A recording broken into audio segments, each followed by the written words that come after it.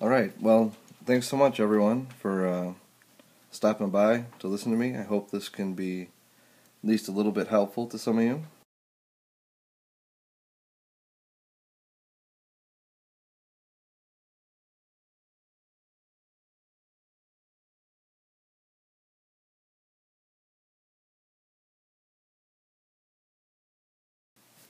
Going to be covering the technique of chiaroscuro, which literally means like light and dark in Italian, I think. But really, it's a technique for tricking the eye to thinking something that's two-dimensional is three-dimensional.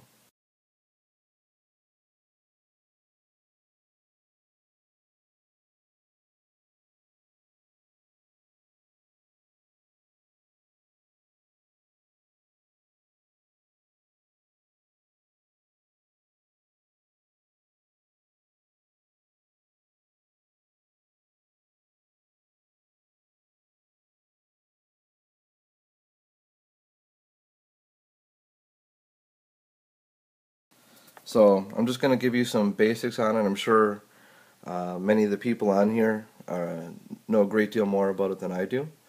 But I think the basics are really, really helpful for just about any style, as long as you're working on representational work, things that involve light and shadow and form. There's just some basics, and I'm going to focus on the basics that I think can be really, really helpful for any work.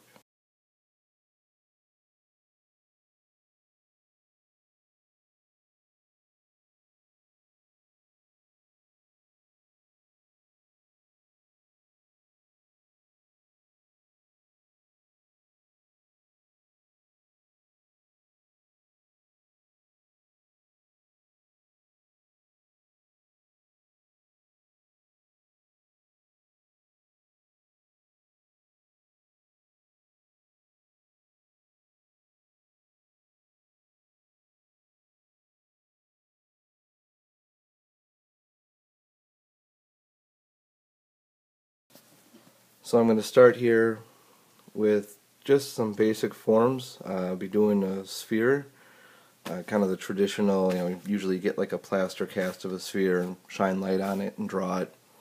Try and show you some of the basic, what's going on with the shadows and the light.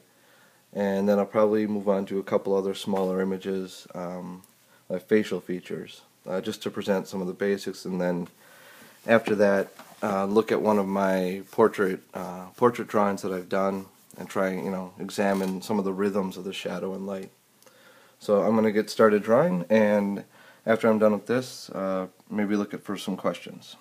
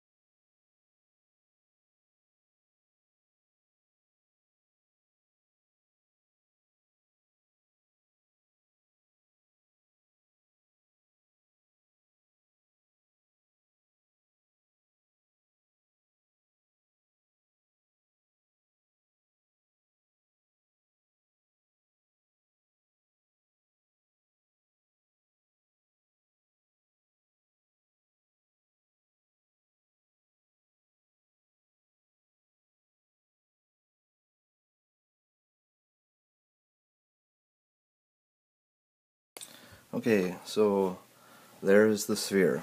Not too interesting, but I'm going to write in quick the different shadows and the different things to pay attention to, and then I'll talk a little bit about them.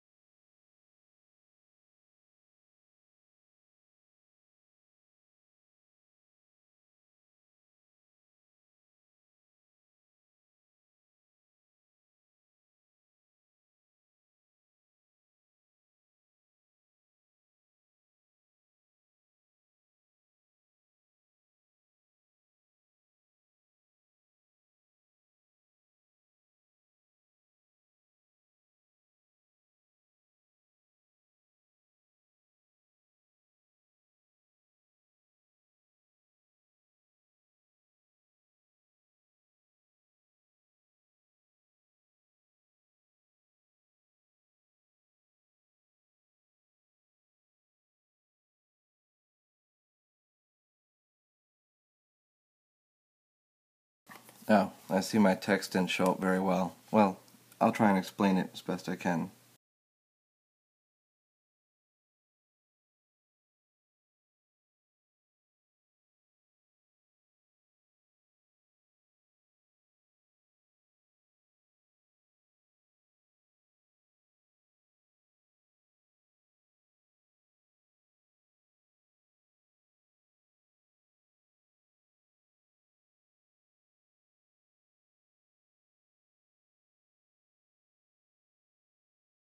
Okay, on the far left, the one pointing to the white is obviously the highlight, where the most light is reflecting off the object. The next one to the right is the form shadow, and the form shadow just means when an object gets darker as it's gradually turning away from the light. So it's a gradual shift to darkness.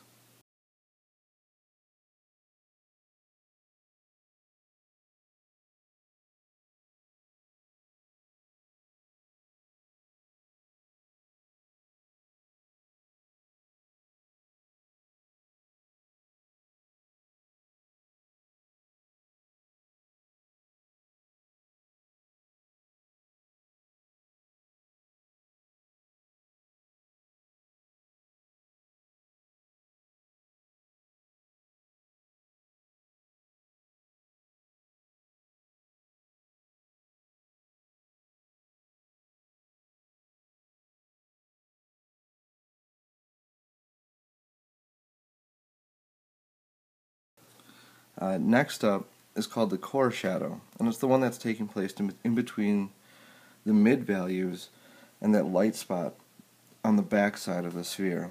And this is where there's no reflected light, and it's the darkest point of the form shadow. Next past it, and I didn't mark it in, is the reflected light.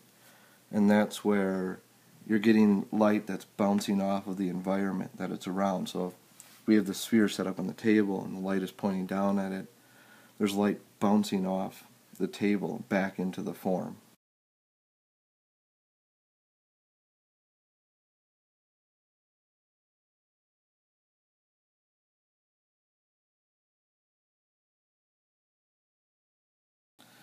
And that last guy, the one on the table, or what would be the table, is the cast shadow. And the cast shadow is where another object is blocking light from coming to it. So this isn't a gradual shift, it has hard lines. And going forward, I guess, I'm going to do a little cylinder here, and then we're going to talk about some other things. So I'll get working on that.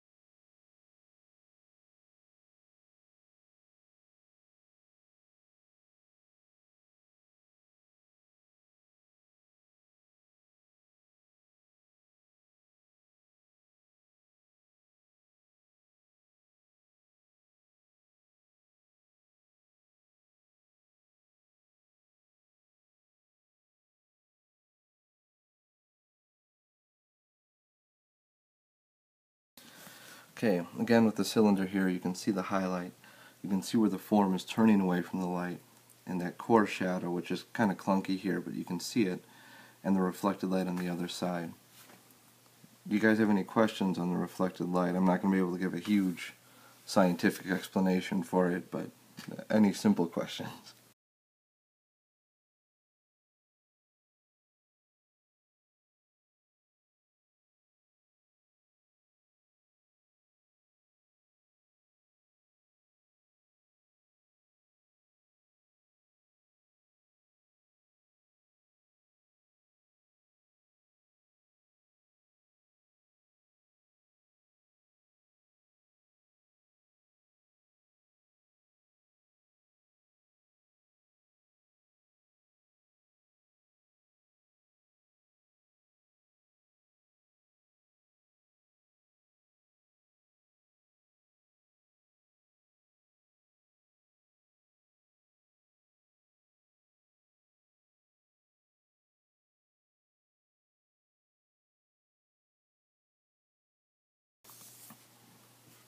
Okay, and hold on, wait, I see a question here, hold on a second.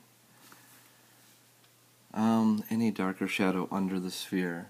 The cast shadow is the darkest one that's directly under the sphere, but there's still a light bouncing up into it, into that shadow space. Kingmaker, I'm not so sure. I think that's about right though. I do think it makes sense to me anyway that it would be colored by the environment, and it makes sense to me.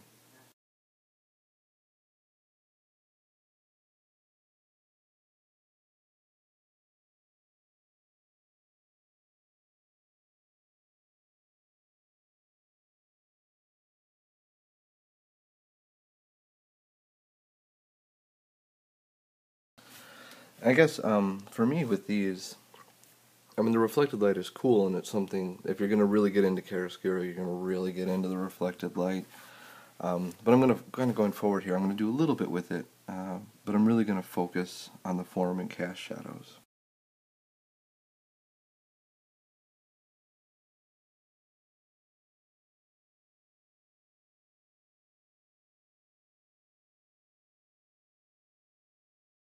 I just feel like with the form and cast shadows, it's a really important distinction between the two that can really help any style of artwork.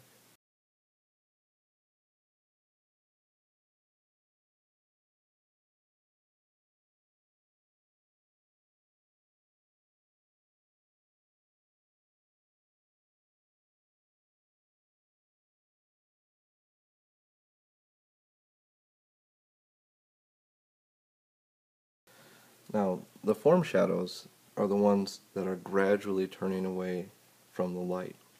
And so that's going to tell the eye what's happening there. And so it's always important when you have a turning of form, like going around an arm or a sphere, that the light gradually shifts to darkness.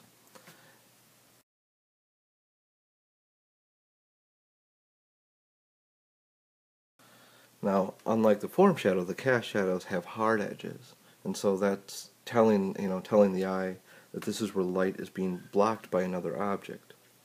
And the two are always connected; they go together.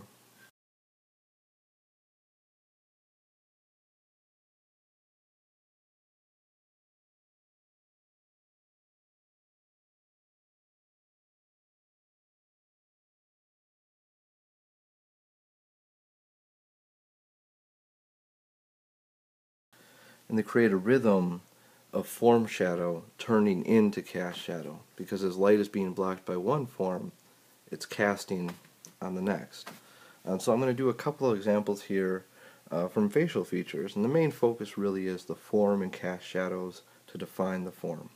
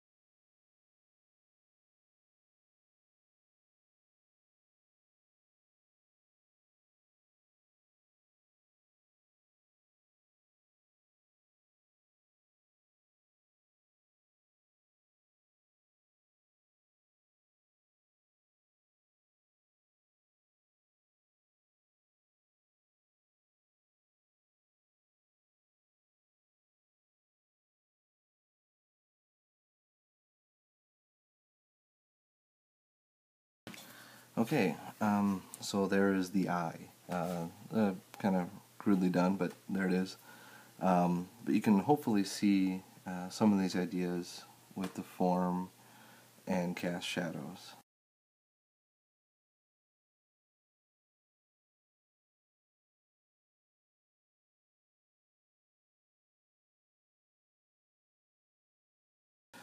The important thing is to see the rhythm going between, you have a form shadow that comes down, it ends in a hard line, in a cast shadow, and then you repeat as you kind of cascade down the human form.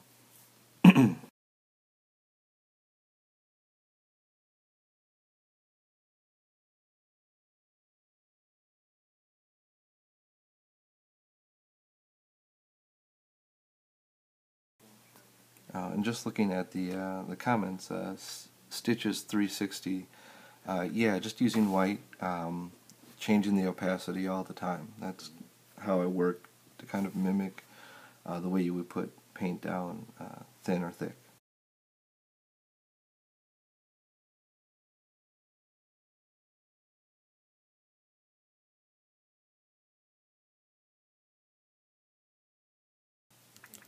Now, I was gonna maybe move on to doing mouth area of the face. Would you guys hanging with me? Are we still interested? I don't want to go too long or bore people, but I'm gonna hopefully try and work that in quick.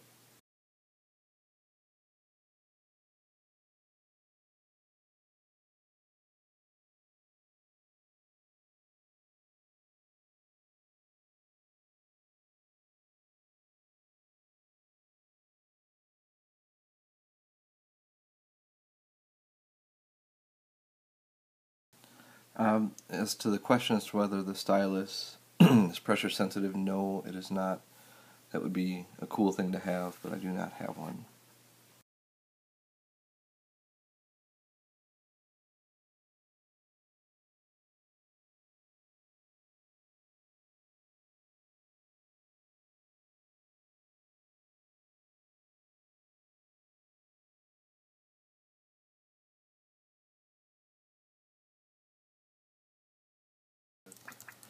The brush that I'm using is something that I made, but normally I end up using the brushes. They look like little leaves, but if you take out the spacing and you kind of crunch them all together, you get something that at least reminds me, especially if you take the flow down as well, it reminds me of like dry brush technique.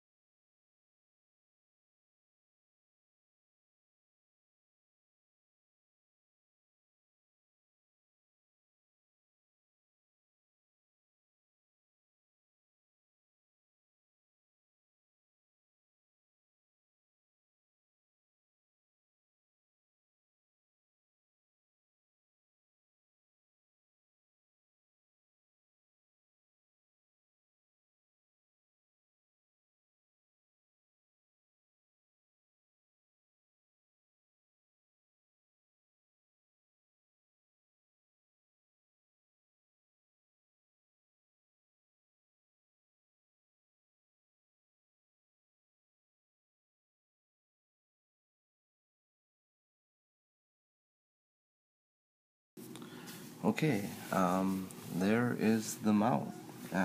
Hopefully you guys can see, again, kind of that, the rhythm, from form shadow turning into cast shadow as you go through the forms.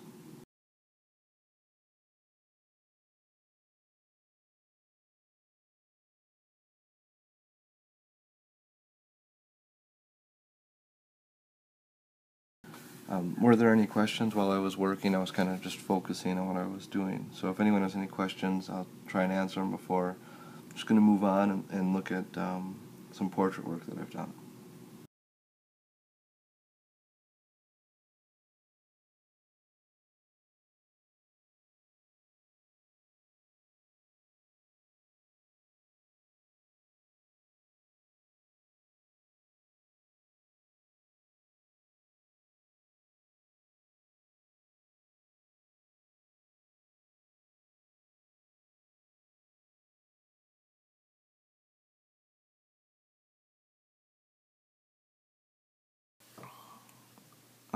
Zimmer and constantly adjusting the opacity levels. Always they keep them really low.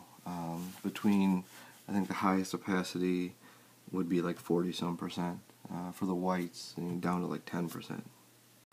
BP, it is white, but since the opacity set so low, it's mixing with the color of the background of the paper.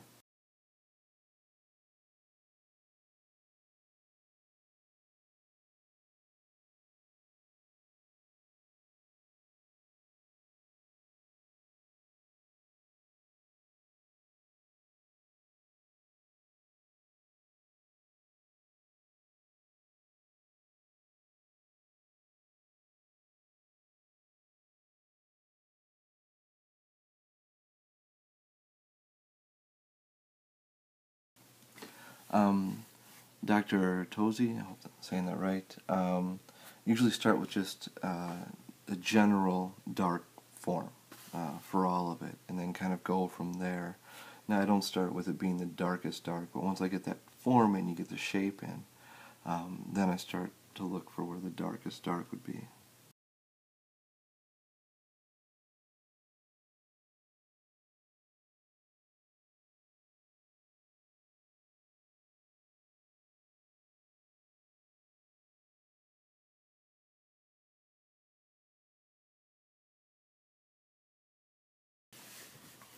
Stitches 360. As far as learning where the highlights go, it's just a matter of taking a look and studying the form from life. Even if you just take shine light down at a kind of a 45-degree angle down on your face, if you get like a really nice direct light, and have someone take a picture of it, and then just look at it and look at where the highlights are hitting, and use that even when you're working from imagination. You have a better sense. Oh, it's chiaroscuro, although I have a feeling there's anyone who speaks Italian here, I'm probably butchering it. So that's how it's always been pronounced to me. Chiaroscuro, I'm assuming there's probably a better way to do it. Venkat, no, I keep the flow down really low. You know what, let me take a look at it quick. Okay, yeah, my flow is at 8%.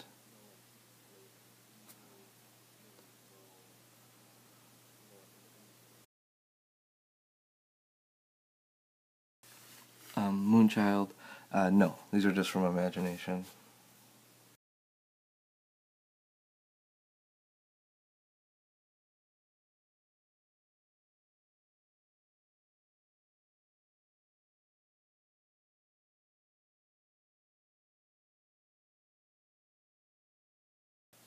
Okay, and then I think I'll move on. I'm going to put up this portrait work, and I can answer some more questions then, or we can be done.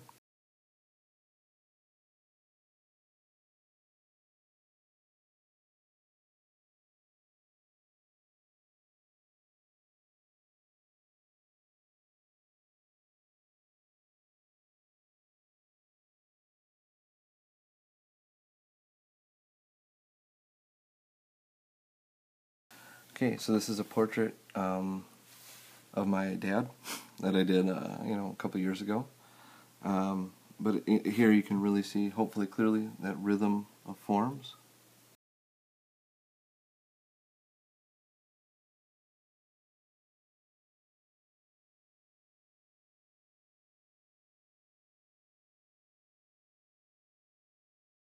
Or rhythm of shadows, I suppose I should say. Hopefully you can read this clearly as well. You can see the core shadow and the reflected light, but I think the most important thing is that getting that form shadow, gradual change, and the sharp lines of the cast shadow. And thank you all. Appreciate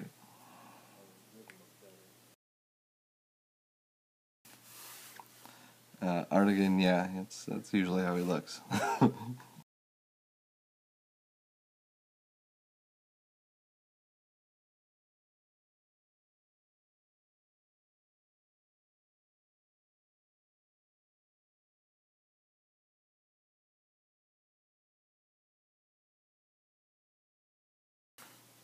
Moonchild, it's got a little bit of texture to it. The paper that I was using, I wouldn't say a ton, but yeah, it's got a little bit, and it's using these essentially pastel pencils on it.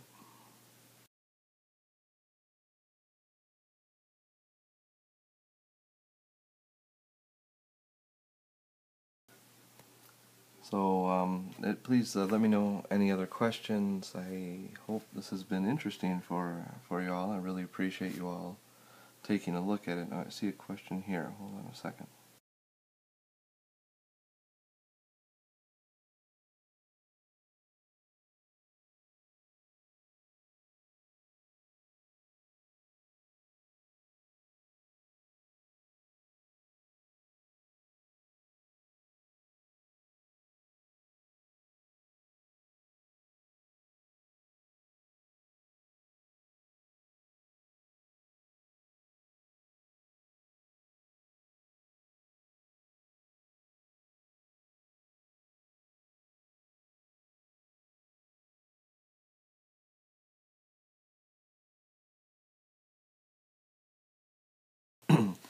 Now, the form shadow, that's right. It's the gradual turning away of the form.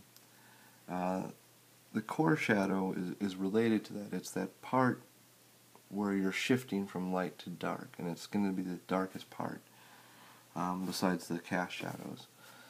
And the cast shadows are where an object is blocking the light from hitting another form, and those are always going to be sharp lines, not a gradual line.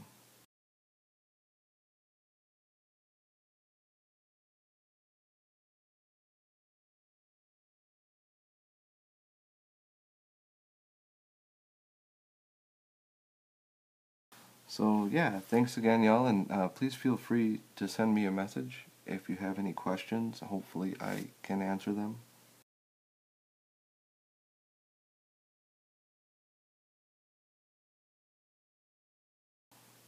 Yeah, I see one more question.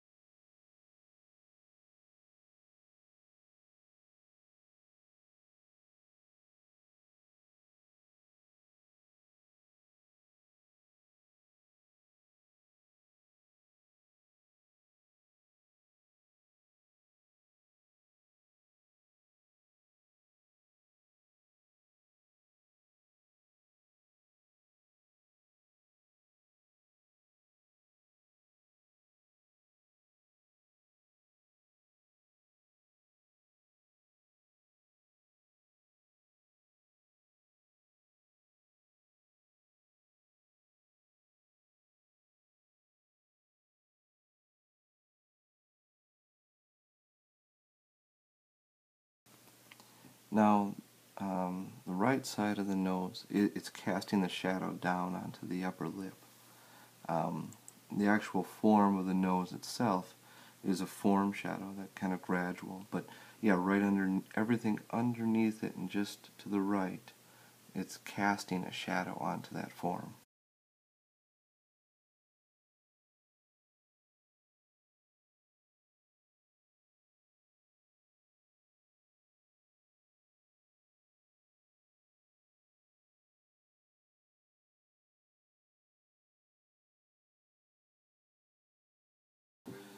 Now, the leaf brush that I use isn't the one that looks like really, really, really like leaves. It's like these more, I don't know how to describe them, half leaf or really, really simple leaf shapes. I use the one that's thicker and just kind of scrunch them together.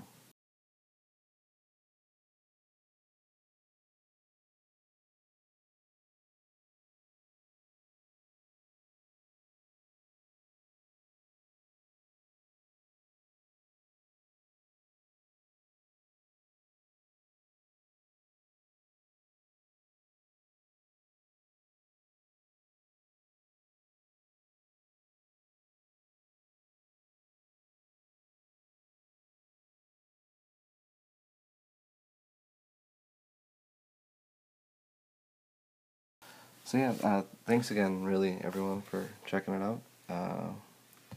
And really, oh yeah, I can put the brush on. I see someone just put that out.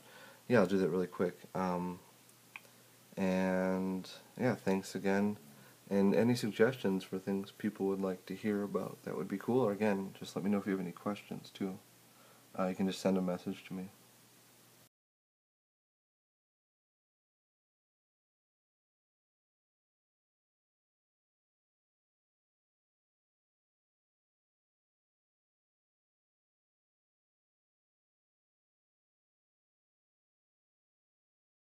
Hopefully that makes sense for the brush.